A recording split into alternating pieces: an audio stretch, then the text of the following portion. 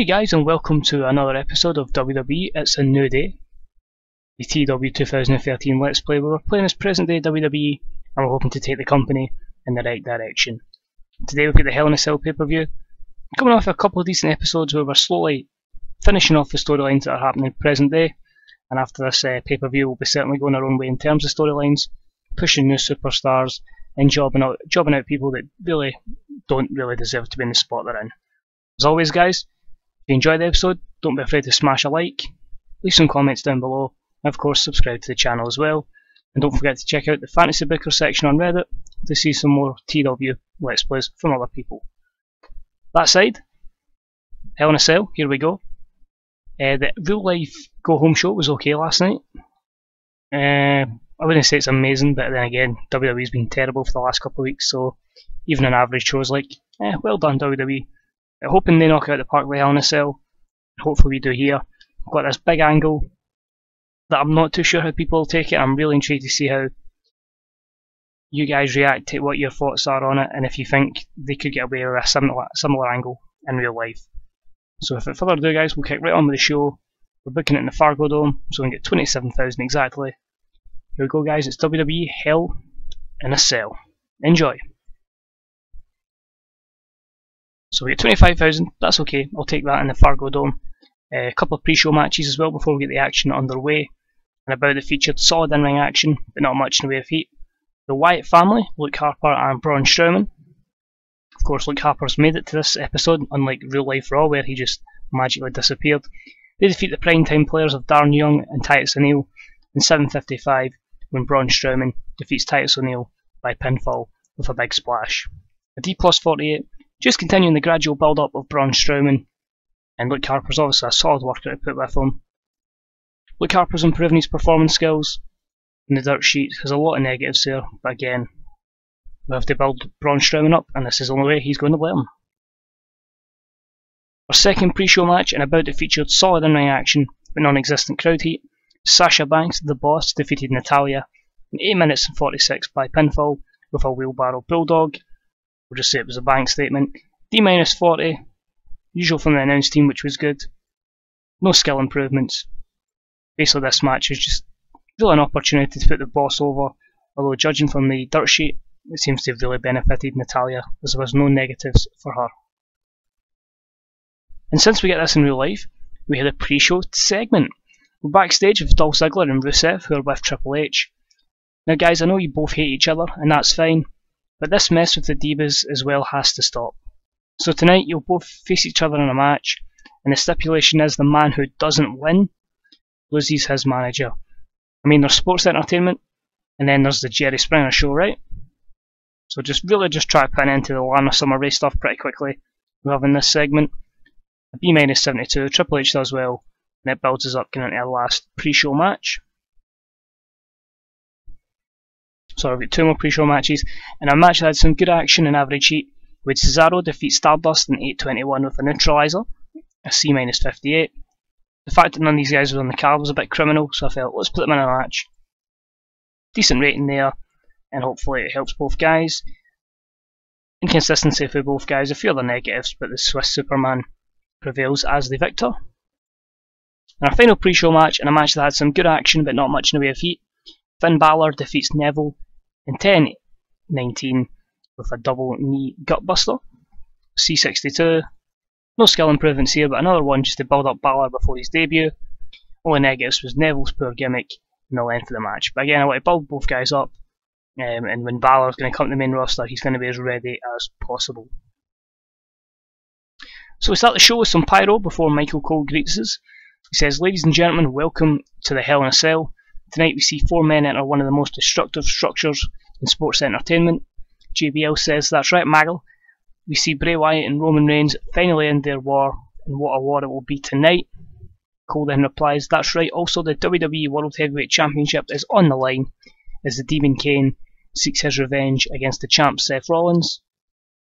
JBL says, "The Demon has been on a rampage, and you've got to wonder just how Seth Rollins will survive." Michael Cole says, "And talking of survival, the dead man, the beast, this one is all about survival." JBL has, "You have a beast in Brock Lesnar, and then he enters the cell. This is simply just destruction. All this and more, it's Hell in a Cell. So hyping it up, 3 storylines continue, we get a C plus 69. And yeah, hopefully we can kick on and have a good show here. Get a good rating, and hopefully get some guys over. So the opening contest and about the featured great action and a good crowd. Randy Orton defeated Sheamus again in 13-23 by pinfall with an RKO. C plus 71. Simple win for Orton. Nothing really to add there apart from inconsistency and length as the negatives. But a good booked match there, and it puts Randy Orton over, as we tend to keep him strong against the Money in the Bank winner. Next up in a match that had some good action but not much in the way of heat. The New Days, Kofi Kingston and Big E, defeated the Dudley Boys in 11-14 when Big E defeated Bubba Ray Dudley by pinfall with a big ending. During the match we also had Xavier Woods run in and attack Bubba Ray. New Day make defense number 1 of the WWE World Tag Team Championships. C-55, it's okay, we have to build them up, the New Day. I have no plans for Dudleys at all. Bubba Ray is an absolute pain backstage, he's already got big morale issues because of his actions, and truthfully I really do think we'll probably just job them out before putting them into NXT as trainers. Or they'll be wished the best in their future endeavours, but that's the plan at the moment.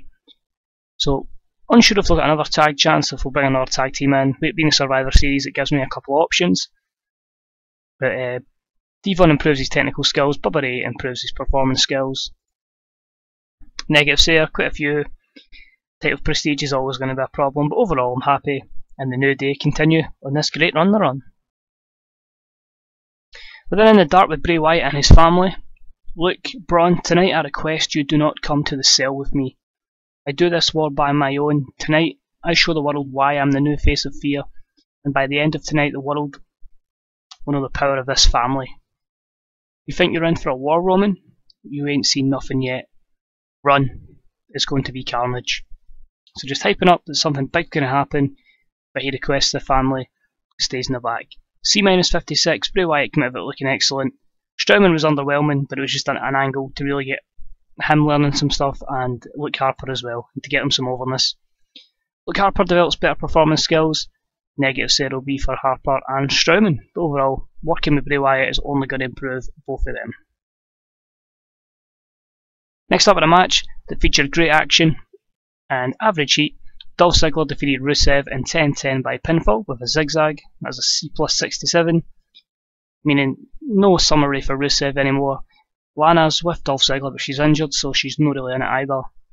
It was really just a match to kill that storyline because it's one of the worst angles I have seen in recent years, and there's been a lot of poor angles in the WWE recently.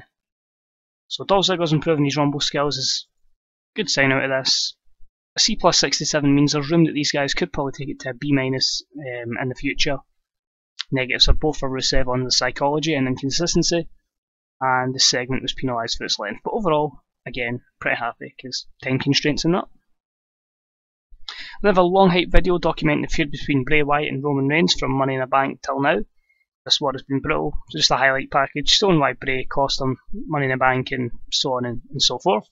Just have to add that in because it would really be a normal video you would see in a WWE pay-per-view. E-72 and that continues their storyline. Perfect. Match itself didn't deliver. Inside the steel cell and about it featured great action and average heat. Roman Reigns defeats Bray Wyatt in 1948 by pinfall, C64. Wow. There was time where a definite lack of psychology on display. The match had a tendency to drift a little. So not great psychology of these guys, even though it was scripted, that's worrying. Reigns is improving his performance skills. Yep, definitely was scripted, so that's really, really worrying. But as I say, they two won't be together again, that's going to end that feud.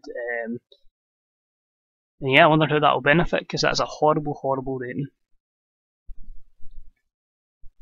Next up, we also have to cover the Divas, and about the featured solid in-ring action, but non-existent crowd heat. Charlotte defeated Nikki Bella in 8 minutes and 9. During the match, we also had Paige run in and attack Nikki. Charlotte makes defense number 1 of her WWE Divas title. D41, it took a lot to get Nikki to put Charlotte over, because of the overness difference in this, but we've managed to somehow work it. Nikki was off her game, the Diva storyline continues, Paige running in continues her angle in this, we'll sort something out where we're going to go. Charlotte's improving her performance skills. Few negatives, mostly for Nikki or just the fact that it's the Divas division, booking decisions in length, but overall, again, it's okay and it's a start to build on. But then with Renee Young, who's standing with the Ryback. Ryback, tonight you have a chance to reclaim your Intercontinental Championship against Kevin Owens. Your thoughts? Tonight it's all about revenge for the big guy. Kevin Owens took a shortcut to defeat me and I wasn't ready for it. But tonight, I know what to expect. I know what cheap shots Kevin Owens will go for and I'll be prepared. But at the end of the day, the big guy is just too much for Kevin Owens to chew. Kevin Owens, it's feeding time. Ryback then goes on with his chant of feed me more, feed me more. C-55, just a hype promo for the IC title match. No skill improvements here, just poor gimmick and low momentum for the Ryback, but we can work on that again over time. Because the first couple of months, will be wrestlers finding their feet and where they're going to go with us, I think. Match itself is okay, and a match that had some good action and average heat. Kevin Owens defeated Ryback in 10:24 by pinfall with a package pile driver.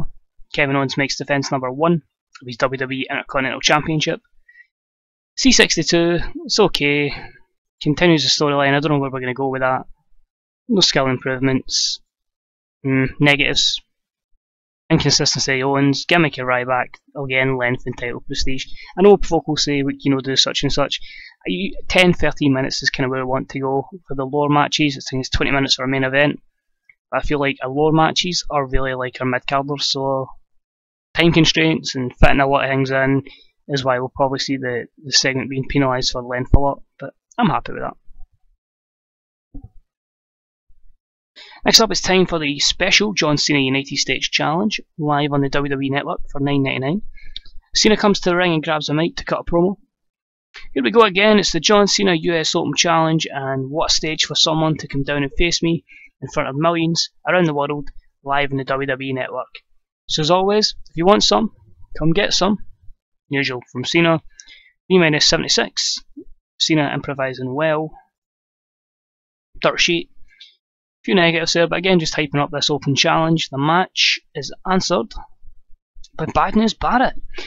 So some familiar music plays, and it is the return of Bad News Barrett. Barrett is back and he grabs the mic as he enters the ring. Well, John, I'm afraid I've got some bad news. Bad News Barrett is back. Bad News Barrett is answering the US Open Challenge, and Bad News Barrett is going to be the new United States Champion. So simple promo to bring him back. I don't know if you noticed, but most of these hype videos for his return were next to Cena's US Open challenges, so that was a little hint it was going to be him. I had a few last minute changes, or a couple of guys I was considering, but I went with BMB. US storyline continues. C61's a decent place to put him at, hopefully he'll only get better. And the match itself did okay. And about it featured great action and a good crowd. John Cena defeated Bad News Barrett in 14:35 with an attitude adjustment. Cena making defense number 4 of his United States title. B-77 in the US storyline has advanced. The initial plan was to put the title on Barrett, but no combination of keeping Cena strong, screwing Cena out of the title, was going to make him drop it without being unhappy. So I'm like, okay, if you're going to play that game, we were going to put you back in the WWE title picture at one point. You can stay in the mid-card, we will build somebody up and they will knock you down. So enjoy being a mid-carder for life now, John. So we'll try and keep Barrett looking strong. It was booked open, so hopefully that kind of helps him in terms of overness. He's improving his rumble skills. Negatives here, mostly for Barrett, but I think we can build him up and get the stamina and stuff sorted and hopefully get even better ratings than that. But it's good to know that he could be a strong hand to use on a Raw for a match against Cena as well. Now this is the storyline, or the angle, that could turn people against the save, but we'll see. We cut backstage, and we see Dean Ambrose, who doesn't have a match tonight. He's just walking down a corridor when he hears something. It's snoring coming from another room. He walks over and he enters the room out of curiosity. It's quite dark by a little light, We see Sheamus, who is out cold sleeping after his match earlier tonight against Randy Orton. Ambrose walks up to him and puts his hand across Sheamus's face to ensure that Sheamus is still asleep. He's still sleeping. He is, and Ambrose turns around. He clocks the Money in the Bank briefcase. He walks over, lifts it up, and leaves the room quickly. He shuts the door and sees a plank of wood outside, and he lifts the wood up and puts it between the door handles, ensuring that Sheamus can't escape. Sheamus is locked in a room, and Ambrose has the Money in the Bank briefcase. What does this mean? Now, I'm interested to know how people react to this, how they'll find this angle. It just dawned on me one night, I'm like, could this work? And obviously we'll go more into the storyline as the weeks go on. The P-77, no skill improvements. A couple of negatives there, both for Ambrose, but I'm happy with a B-77 at this moment in time. Next up, and about the feature great action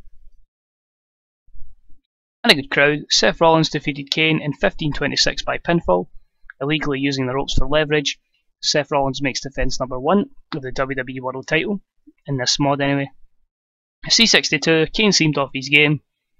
The 40 storyline has advanced. There were no skill improvements. Lots of negatives here for Kane, declining physical abilities, unfortunately won. But gives Seth the win. And yeah, it'll be interesting to see where both guys go from here. We do have storylines planned. The bell is rung and Seth has stolen one. He's quickly hoping his referee gives him the championship. But before this, Kane is sat up. Rollins then turns around and Kane gets to his feet, grabs him and hits him with a chokeslam. Rollins staggers back up to his feet and Kane nails the tombstone pile driver. Kane sets off his pyro and then he heads to the back. Again, continuing the storyline, B-72. Few negatives here, but just really Kane getting some revenge for Seth Rollins stealing one. Then Seth is down and out cold, and the place is silent when out of nowhere Dean Ambrose's music hits. He runs to the ring with the referee, and he's cashing in Sheamus's Money in the Bank briefcase. The announcers are stunned, but it seems like the referee is okay with Dean Ambrose doing this. And when Seth gets to his feet, we have a WWE World Heavyweight Championship match. Michael Cole can't believe it, JBL is furious, and, well, King's just there, because he's just there these days. Again, interested to see how people react to this angle, but a B-72, no skill improvements, just a couple of poor things there, but overall pretty happy. The match itself flopped as well, damn it, but in about the feature great action and a good crowd.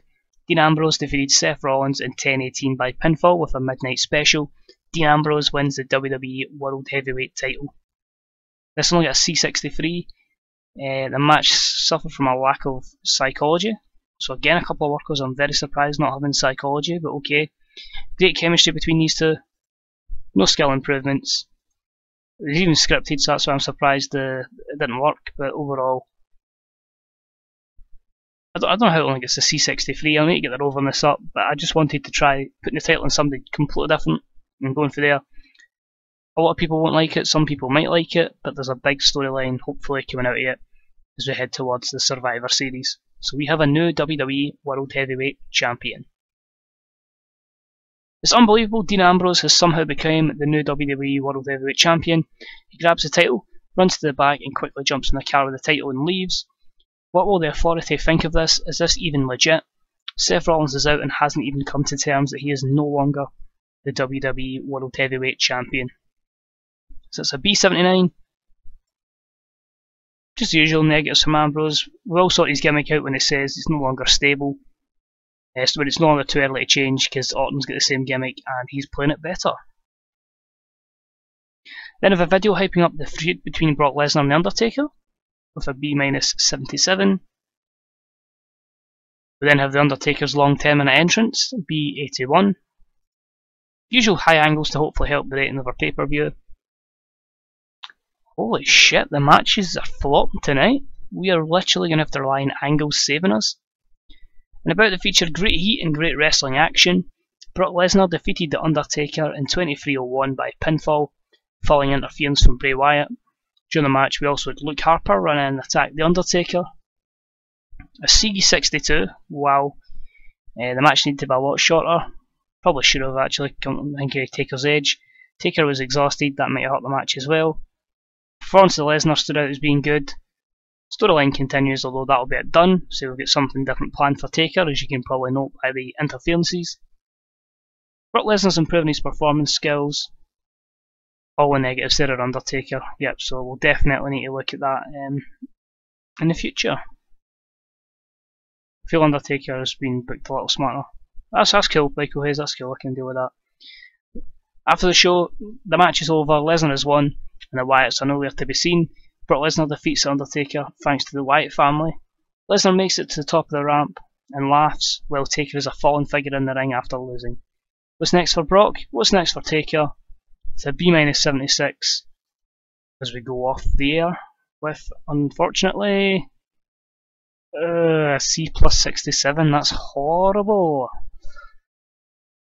And I think that's down to the mod. I think we really need to start getting some superstars over, because that is a horrible, horrible rating. Crazy that it improved our reputation in 20 regions, but losing pop in 16 is a tough one, especially on pay-per-view. And I'm a guy that prides high pay-per-view ratings, so really disappointed with that. But you know what, we're telling stories, and hopefully those stories can transition into decent ratings down the line. I think we'll give 2 speeches. One is to Big Match John, and the other is to Bad News Barrett, who in my opinion both had good performances. But it says a lot when Neville and Balor is getting the same rating as pretty much Reigns and Wyatt, and your championship matches and your main event. So we'll compliment them. John Cena was pleased, Barrett was pleased. It's going to come to the stage where we might need to put Cena in the main event just because of his ratings. So I said I'm interested to see how people find that Dean Ambrose angle. It'll be interesting to see how it goes down, but I say I do have ideas where I want to go with it. Just hope it plays out okay. Oh, TNA had Bound for Glory, and they pretty much had the same rating. Oh wow, that's bad times when you're the same as TNA in it. Well, they get a 0.74 for their pay-per-view buy rate. What did we get? Oh, went the wrong bit. We got a 5.48. Again, once we build folk up, we'll be fine, I think. A lot of negatives there because people weren't on the show. That's cool. Emma wants to come out of development, that's okay, we can bring her up. And just telling us about our pay-per-view buy rate. Quick look at a few wrestlers, people that won the feuds. So, quick look at Seth. Seth's up to 73 in popularity. Roman is still at 72. And becoming champion, Dean Ambrose. Look at that, he's must have went up a good wee bit there. I think all it tells is first month pop. So he's already went for 75 up to 81 and 82 in some places. So he's going to be our guy. That's great, excellent, delighted with that. I'm really happy. In fact, what did Seth drop to? Oh, Seth actually lost, believe it or not, 9 overness because he was at maybe even 8 because he was at 70s. So losing to Dean Ambrose has cost him big, but I think he's somebody that we can easily build up with his thingy. He's working. Barrett at 56, so he's not really improved. Try to think who else had a good showing. I think that's about it. I think the BMDL's overall have a good showing. Undertaker 82, so he's dropped a good bit. Rock 84. I don't think they were as high to start with, were they? If they are, then that's worrying. Nah, they weren't as over, so that's cool, they've actually gained overness. So again, it's just down to the mod. That's why we've done it. It's a challenge, and hopefully we can build people up.